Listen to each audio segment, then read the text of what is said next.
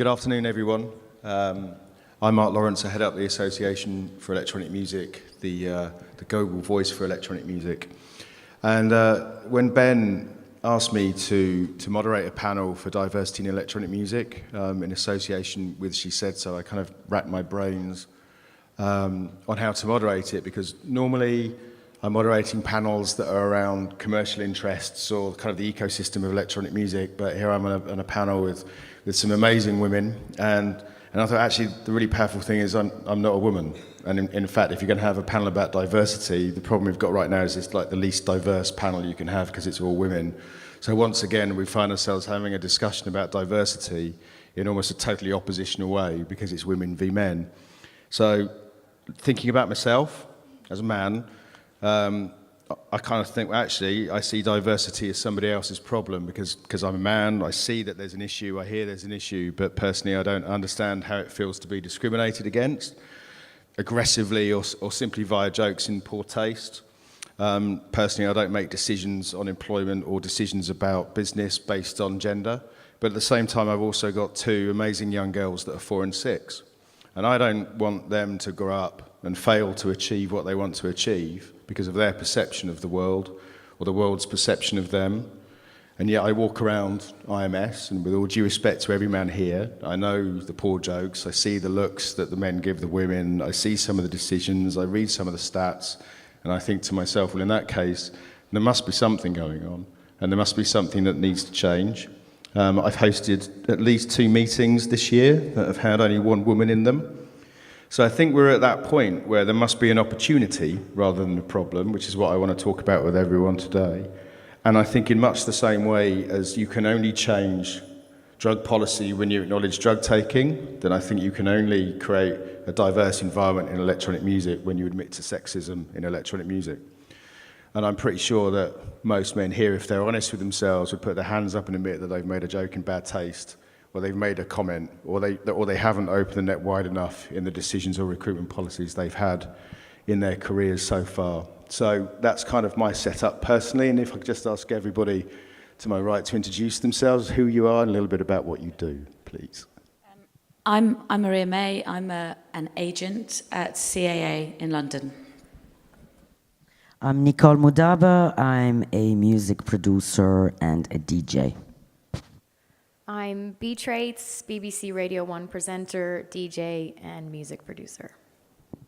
I'm Lucy Blair. I'm Director of Sales and Marketing at the Orchard Digital Distributor. And I'm José, Woldring, and I am CEO and founder of the Media Nanny, a PR agency from Amsterdam and with an office in LA. I'm Jackie Antas, and I'm the PR Director at Ticketmaster Live Nation Entertainment. So this is, in a way, I almost don't want this to be a panel. I'd rather we just had a really interesting, fierce discussion and ignore everybody out there. But I think it's, Jackie, you've got some incredible statistics. Can you just give us 5 or 6 of them? I feel like I'm about to drop a massive bomb, but here we go. In 2014, just 18% of electronic labels included women on their rosters. Women made up 11% of artists at electronic music festivals in 2015. On the Billboard Dance Artists to Watch 2016, just 1 out of 15 was female. In my hands, I've got DJ Mag. I don't think I need to go into too much detail about that. I don't know if this is true, Mark and I were talking about this earlier, but no major music labels, so majors have female bosses. So yeah, that's just a couple of stats, started for 10. So Maria, CAA is quite pioneering and acknowledges the issue right up front. So can you talk to me about how your company has approached diversity? So about 3 years ago, we started doing a year-long campaign about diversity, and it was the tagline was "Who's in the room? Is everybody in the room?" And as a workforce, we were encouraged to rethink our approach to everything we do, whether it was how we employ people, how we sign people, to address issues of diversity in our immediate circle. So for me, that's ringing up promoters of festivals and asking why there's no women on the bill. And it's made a radical difference to our business. We were given talks by leaders in Hollywood people of colour and women who talked about their experiences with sexual bias or racism in Hollywood at the top level, and why this was such a big issue and why things needed to change and why we needed to change our approach. And it's been I've enjoyed it thoroughly, and it's changed me massively, just in the way I think about everything to do with the professional side of my work. And as we were saying earlier, I do feel like in dance music, it is our responsibility to think in a diverse way. Because also that's where we started. You think if there's any scene that could get this right without even having to think about it, it would be ours. Jackie, in terms of Ticketmaster and Live Nation, again, and when we're going through big business here, and as we move down, we'll move to individuals. But in big business, I guess you have to have policies to make a difference. What are Ticketmaster doing? So across Live Nation Entertainment, Michael Rapino, our CEO and president, has made a really concerted effort to change diversity.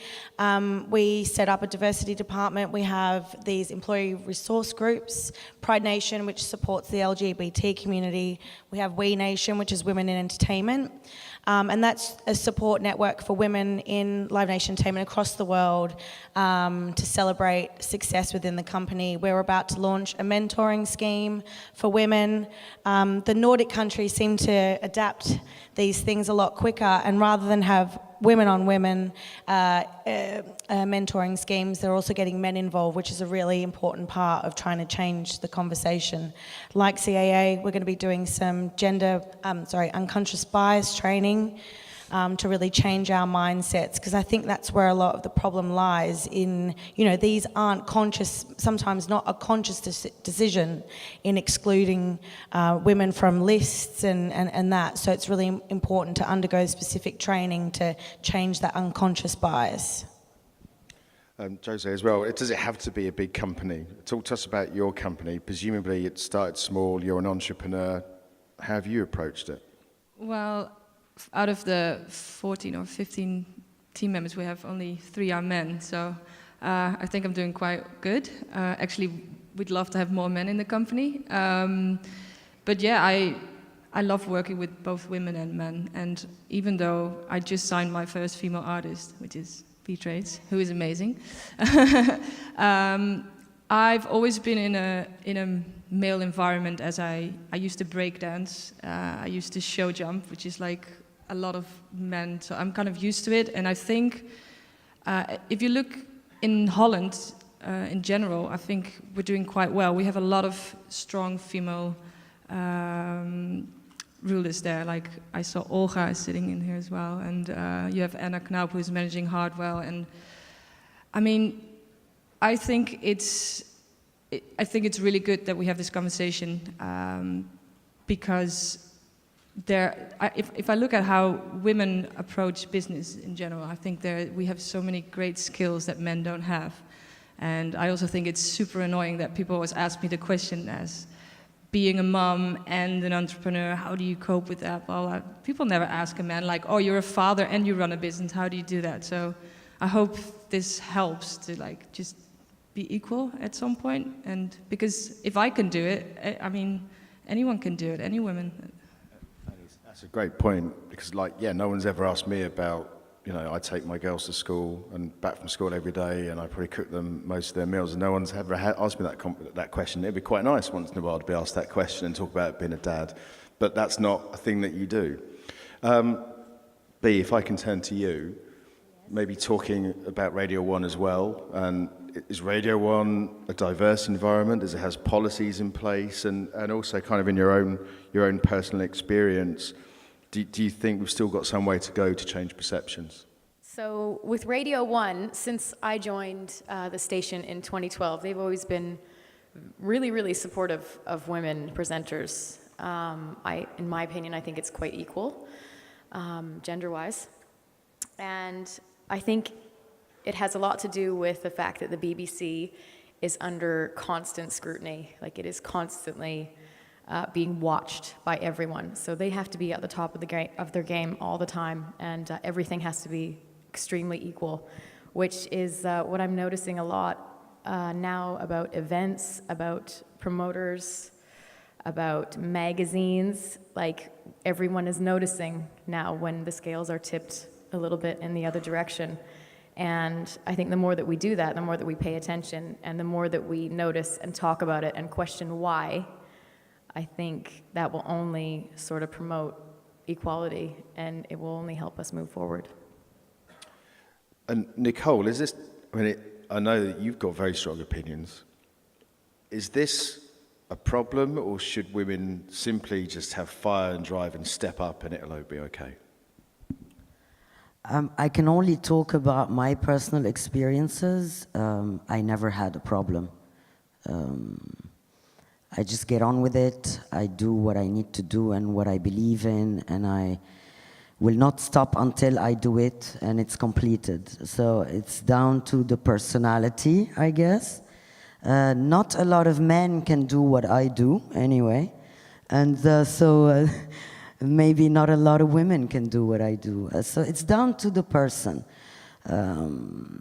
I've only been on the market for 6 years as a DJ and a music producer. And I don't think any man has achieved what I have done in such a short period of time to host their own stage festivals around the North America, which I have done this year, and I'm doing more again next year. And so I don't know what I hope I can be an inspiration to women and an example, but I never thought it was this massive problem for me, actually. And I guess that's the point, is not, women shouldn't have to be ferocious to succeed, they should be talented to succeed. And I think you have to be both.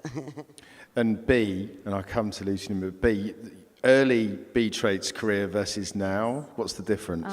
I've been DJing since I was 16 and cut my teeth in the drum and bass and jungle community. And at the time, it was extremely male-dominated and really terrifying. And when I look at myself back then, I call myself, that's the hard B.Traits era, because I had this rule where I had to be incredibly professional all the time, and I was just not taking any shit from anyone. And I don't like to conduct myself like that anymore, and I don't think that any female should have to. And that's just like kind of what, I mean, we're living in 2016 now. It should be different by now, for sure. It is definitely different. Yeah, but not different But enough. it should be even more so, for sure. So, Lucy, I'm going to kind of devil's advocate. I'm going to play a role that's not me, which is, well, this just sounds like positive discrimination and quotas. And are you saying that every roster should be 50-50 irrelevant of talent? That's what some people would say. But is that right? In your opinion, is this a case of enabling women to step up, or should it be a forced situation? And what are the pros and cons of that? I don't know if forcing the situation would be the right way to do it. You know, I don't think you can necessarily just set quotas and go, we have to achieve, as a company, you have to achieve this many women in your board or whatever. I don't necessarily think that would ever be the right way to do it, because I think everyone has to step up and accept responsibility, their responsibility to affect change. As you said, there are some men in the industry who need to accept responsibility for the fact that, yes, they're still sexist, this is still a problem. I think in society and culture as a whole, there is still very much a male-dominated culture. Kids growing up, the image they're presented of the world, I think things are definitely changing hugely and faster than ever. And there are a lot of positive changes happening, but kids are still presented with a very kind of male patriarchal kind of a view of the world, I think. And there's a project called Redrawing the Balance by a charity called Inspiring the Future. And it's a project where in schools kids are asked to draw firemen, doctors, surgeons, these kind of professions. And they draw men. And at the end of the session, they're asked, would you like to meet, the doctors and the firemen and things? And they're all women. And the children are really shocked, and these are kind of young kids, junior school age. And it just really goes to show kind of how young a stage, gender assignment and gender biases kind of start. So I think we still have a lot of work to do. I think there are kind of two battles here, I guess. Sort of, we have a present situation battle where we're trying to change where we are in the industry now. And then also there's a second kind of battle is maybe not the right word, but a second kind of wave where we need to then educate the next generation as well and make sure that, for the people coming up, they don't face the problems that maybe people of our generation have done with discrimination or gender bias. And Jackie, I mean, you could also argue at the moment diversity debates and action seems to be women only. How do we make it everybody? We just need to get men involved in the conversation. We need, men on the panel. It'd be great to have some of the IMS partners, some of the AFEM board up here. I think definitely there needs to be some sort of an industry-wide maybe mentoring scheme. Big up to shesaid.so. They provide an amazing platform for us to be able to communicate with each other. But again, that's just women communicating with other women. So we need men involved. So maybe that's where you can step in, Mark, and we can come up with some sort of a solution for the industry. But we need to have a network out there that's mentoring young people, not just women, but young men, people of all races, sexuality. I think diversity would really help with something like that in the industry. Maria, what's in it for men then? Why should we create a diverse environment? I know you touched on it earlier, but if we accept that there isn't one, what's the benefit of having one? Why wouldn't you want one? No, I mean... You've looked at the commercial and cultural benefits in CAA. You've got tangible results. I think those are really important because if you don't... Any ecosystem, if it's not diverse, is kind of... Its long life is threatened, I would suggest. I just think it's about, readdressing the balance and being an environment that reflects the world at large and supporting minority groups until they're no longer minority groups and making, making the world a fairer place. And if we can affect any change as individuals on that balance, then it's our duty to do so, in my opinion. And as a company, ultimately, if we have a diverse workplace, we have a diverse roster, we make more money because the world is a diverse place. It's as simple as that. So you mean that the world is full of men and women, and so companies should be full of men and women? Yeah. So, Lucy. Can I just jump in there for a second? Because I think it's not always the case as well that there's a lack of desire, if you like, on the part of men to kind of get involved in the conversation and to help work together with women to achieve diversity. But I think sometimes they actually just kind of don't even know where to start, which is where I think, as Jackie was saying, it's so important that we kind of introduce a lot more schemes and initiatives where it's easy for men to get involved, because I organised a panel on gender equality at Brighton Music Conference in April, and I was speaking on it, and there was a question at the end from a male member of the audience, and he said, I'd really like to do more, but I kind of don't know where to start, kind of thing. Where should men start with getting involved? So, I definitely feel like if we have more industry-wide initiatives where we get men involved from the very start and we make it easy for them to add their voice to the conversation and to support women, I think that would, just really help to affect change faster and more effectively.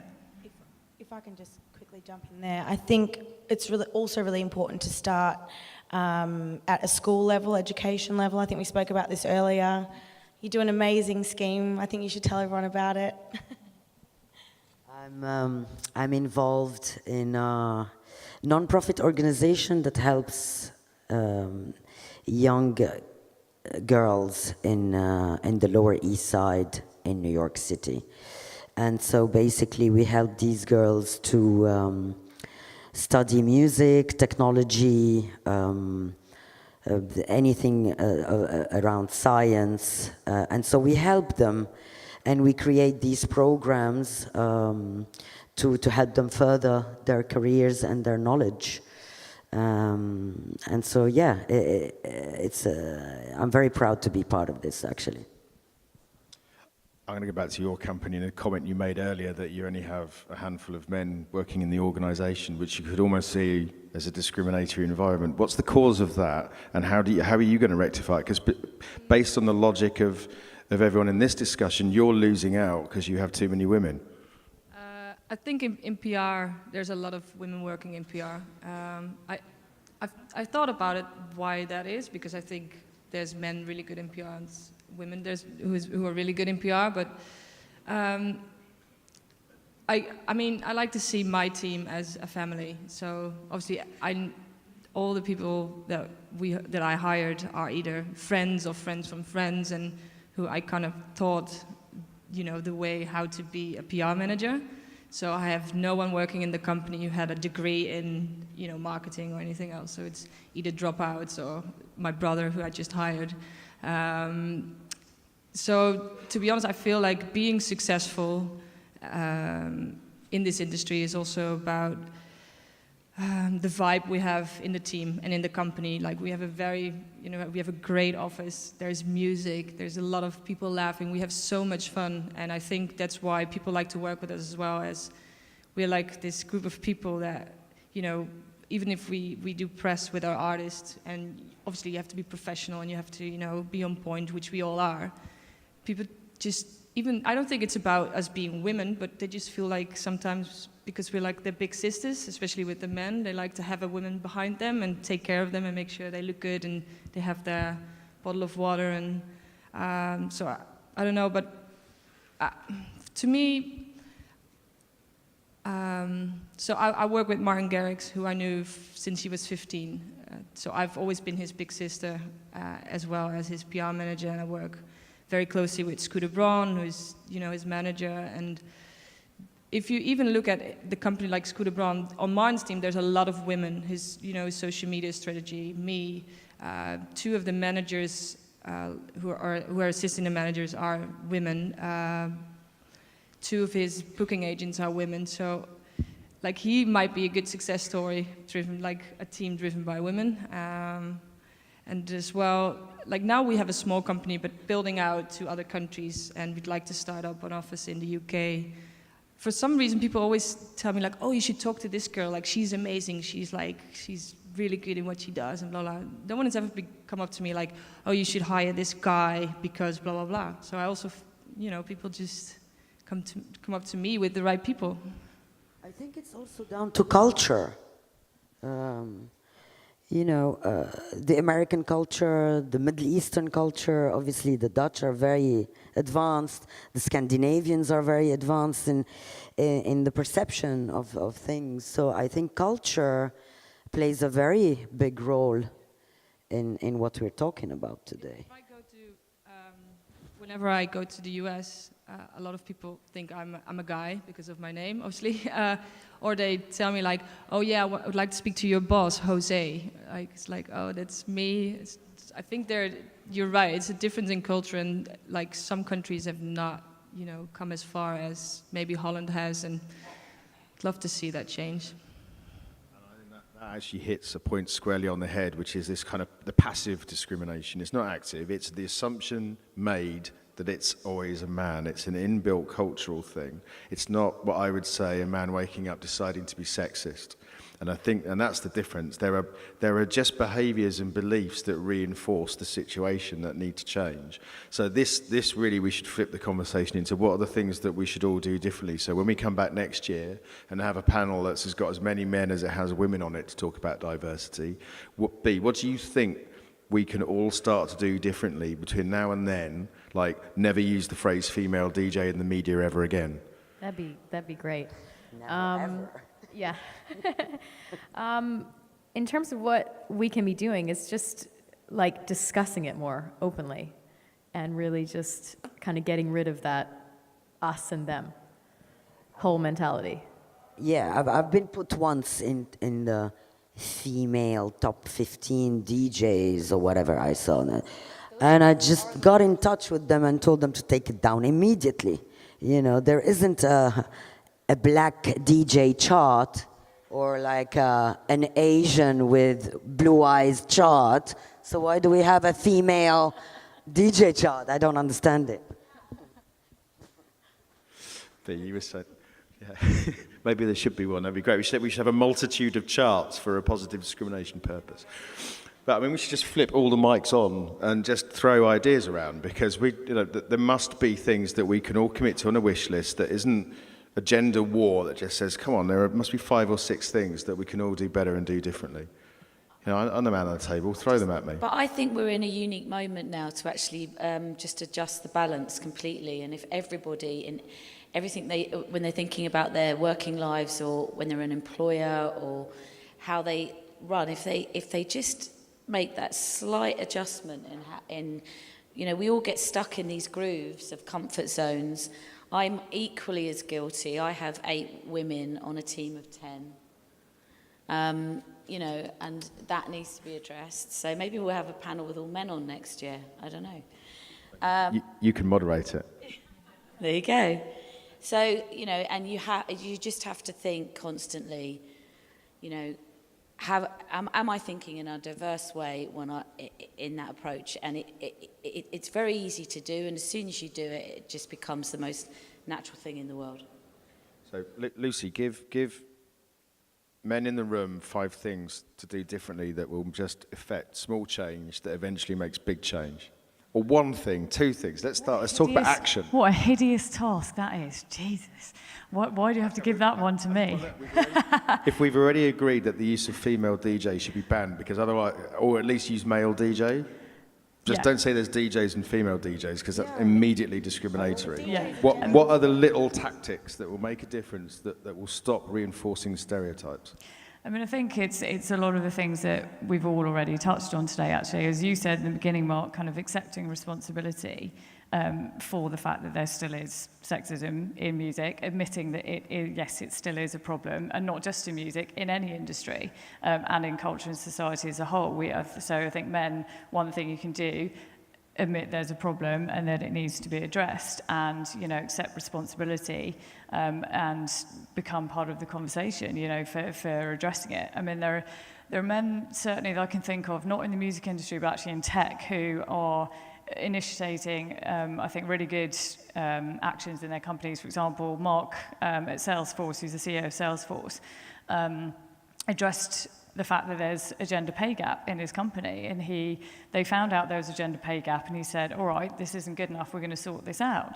And he's been very transparent about that fact, and so they've been in the process of eliminating gender pay gap across the company, and apparently that's resulted in a 30% rise in promotions of women across the company, because people are just realising, actually, hang on, this is a big problem within our company. And I think, as you said before, Mark, as well, I think sometimes people don't necessarily they don't think about it, or they don't realise it. And especially if you're a man, I think if it's not directly affecting you and you're not being discriminated against, you're not experiencing the effects of it in your career or life in general, then you're probably not aware of it. So as Maria said, we've got to all be thinking about this and just accepting there's a problem and taking responsibility for it. I mean, I'm part of the team actually curating ADE this year, and I was at a planning meeting on Monday, and one of the team, who's a male, very famous DJ, but shall remain nameless,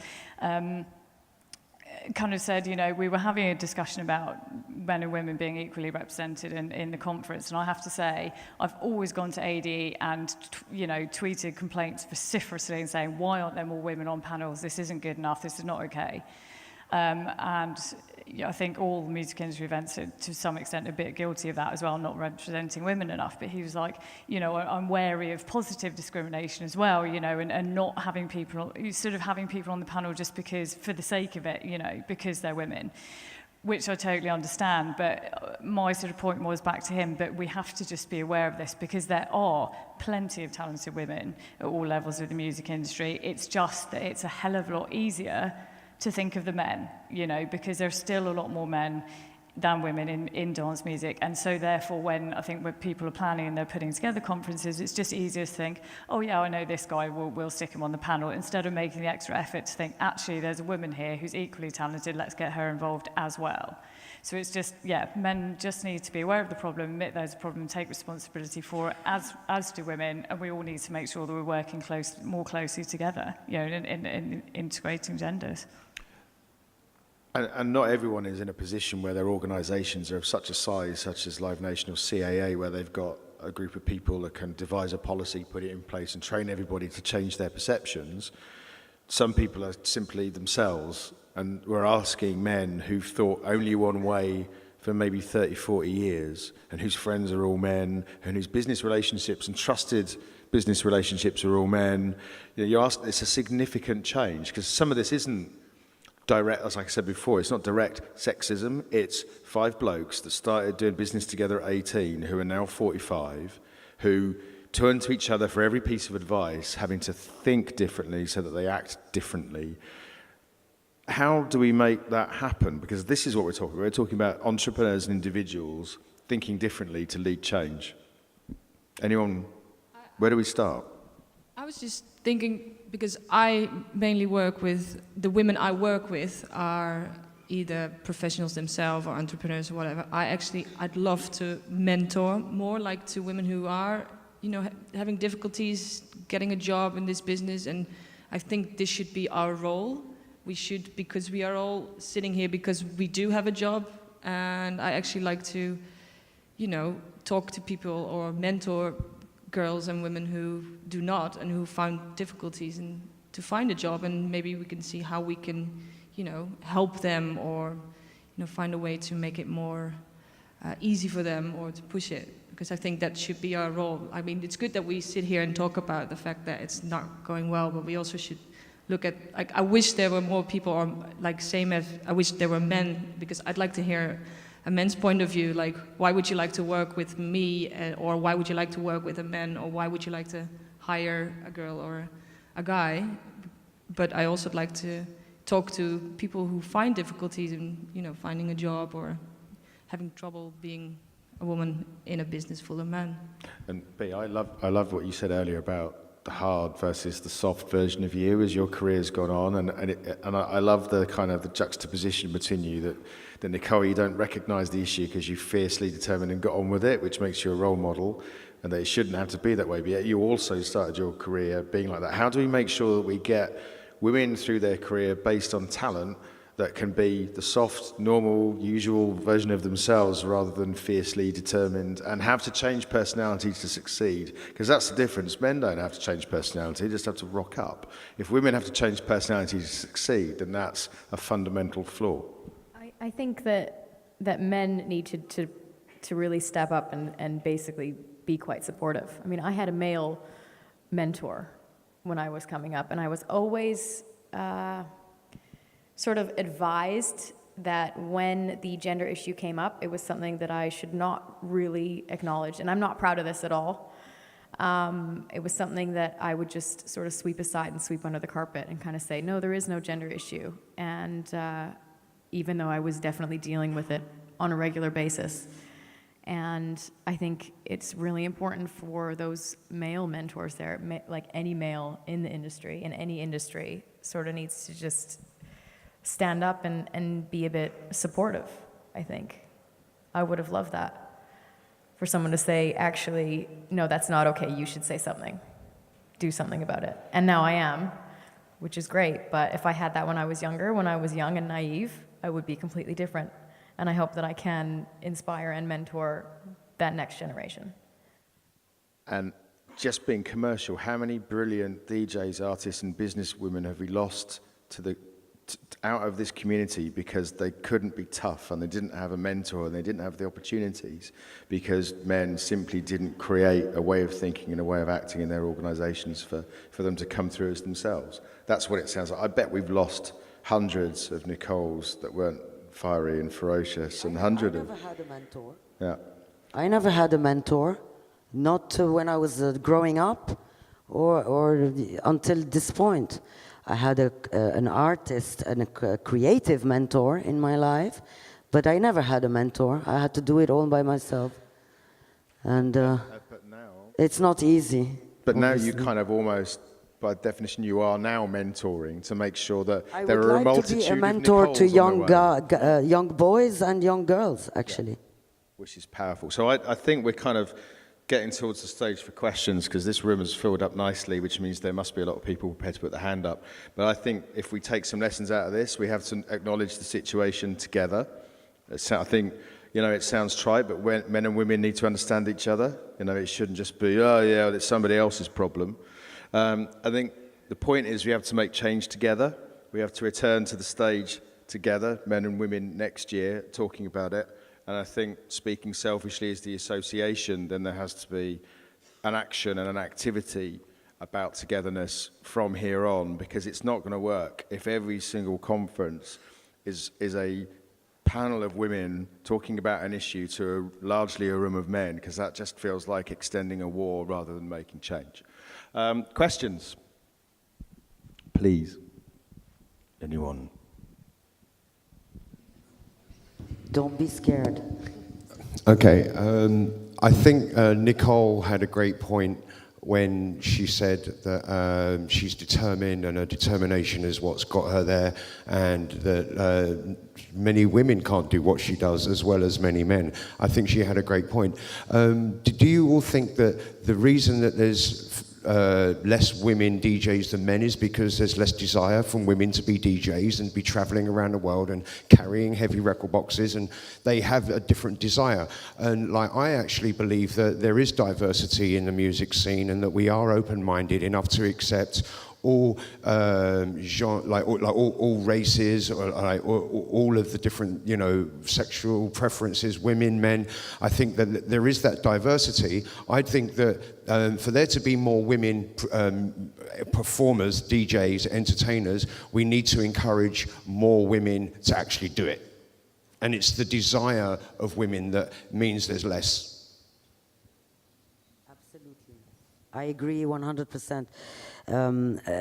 It's out there, and if women want to do it, it's out there for them to do it, as well as men. As you said, it's not an easy job. It's very lonely, it's very hectic, sleepless nights, living out of a suitcase and traveling the world. People think it's glamorous, but it's not. But at the end of the day, if you're passionate about this and this is what you want to do, then you can go out there and grab it, whether you're a girl or a boy.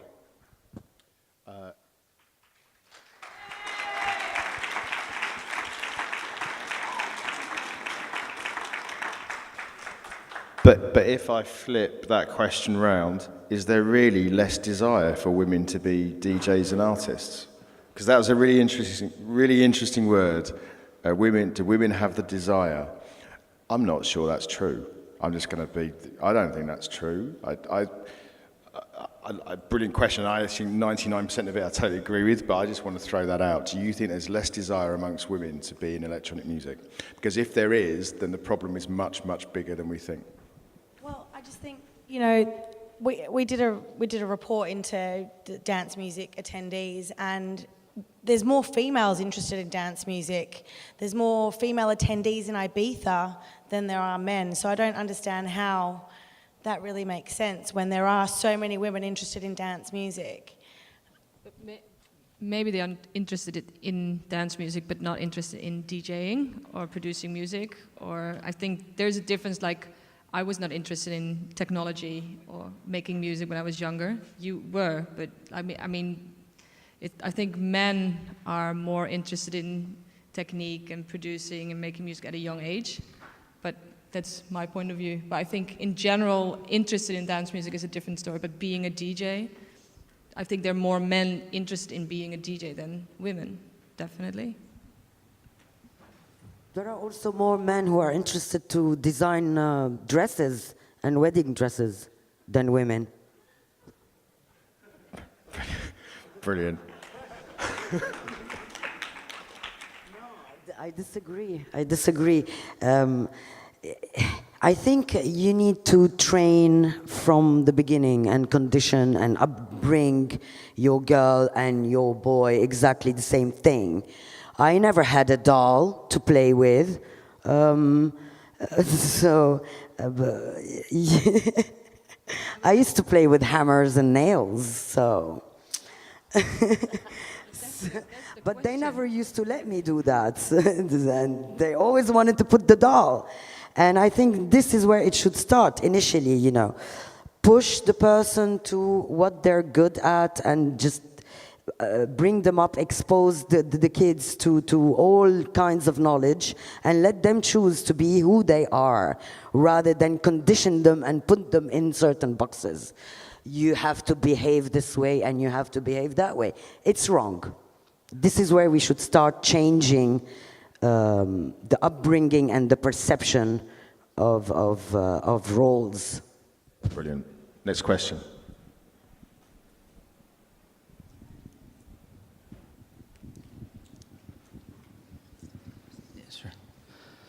So this is a really interesting panel, and it just brought to mind, in America where I live, we have a long way to go when it comes to equality and just seeing women on the same level as men. But something that came to my mind was, in America, STEM, the sciences, women, and they've done extensive research about this, it's really fascinating. So in primary school, you'll see women equally interested in mathematics and the sciences as boys.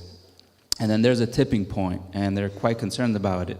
And what they have found out is that teachers and leaders, influencers, are actually completely focusing on boys.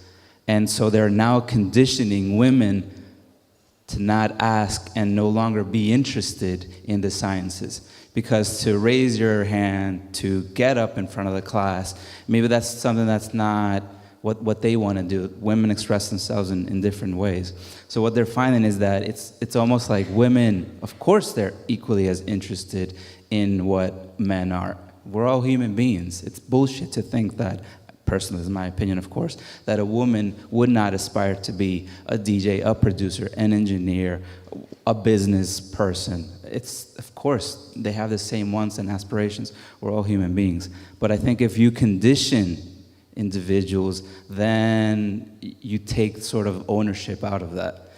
Do they really want to be a leader? Of course they do. But if you're conditioning them not to, then they will never have that platform. So I think actually, this is my end point, very long-winded way of saying, I think this panel right here, I think you are all an anomaly, because I think you beat the odds, in fact. Because in the music industry, which is completely male-dominated, if you think about it, everything was against you. And somehow in your brain, you said, I don't accept this conditioning. I see myself above and beyond that. And obviously, you're talking to us.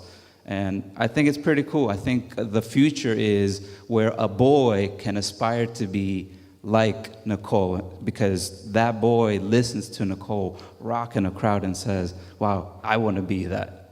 Devoid of, that's a female, male. I want to be on the radio.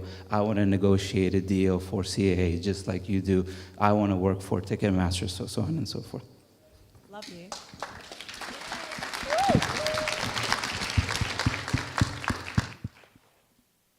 Almost want to stop there. Are there any more questions?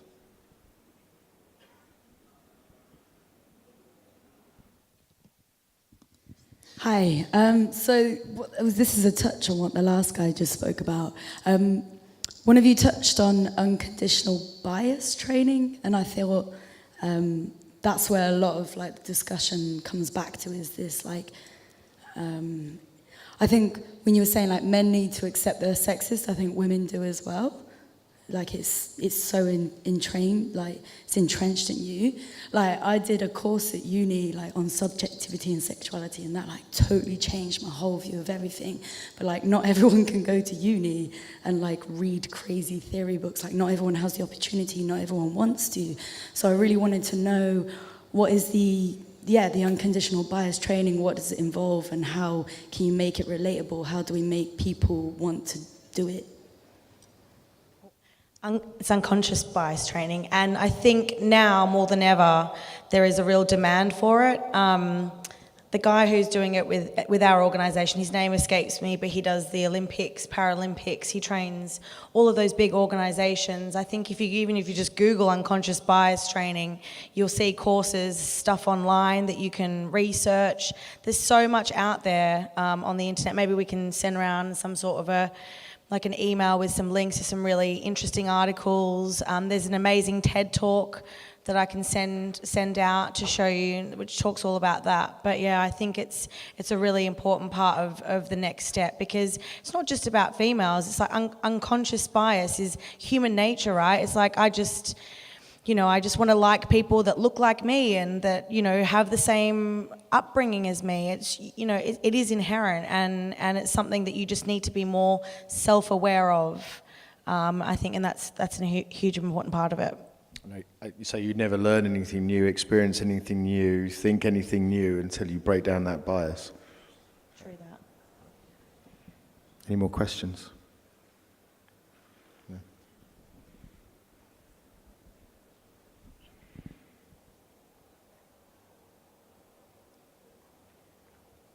Guys, step up.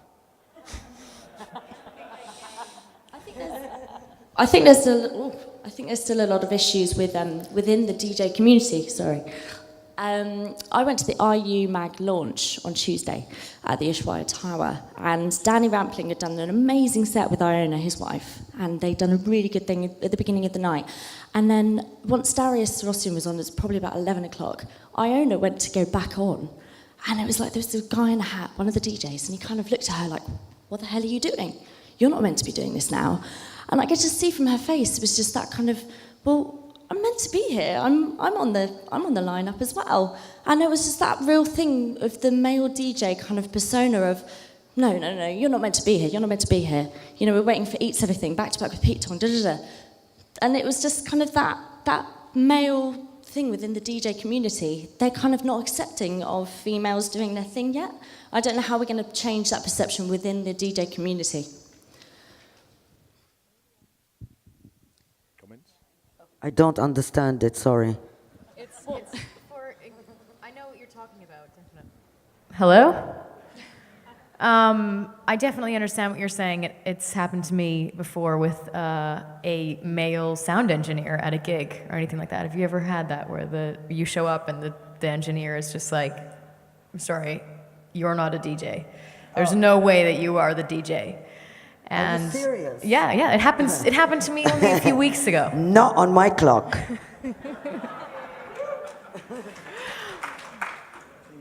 And I think it is. I mean, it is important for me to talk about that. You are very lucky that that's never happened.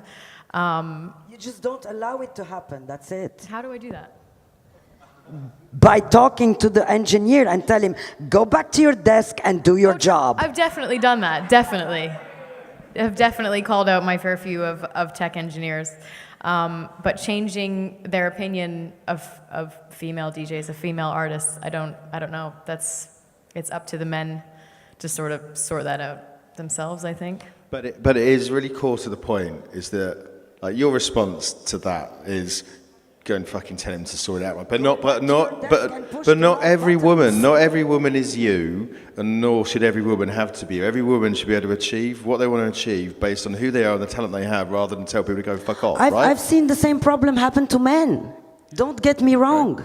Right. So everybody should be able to achieve whatever they want. You don't have to bully. The There are some people who need to be talked this way because they're not doing their job. Period. Good.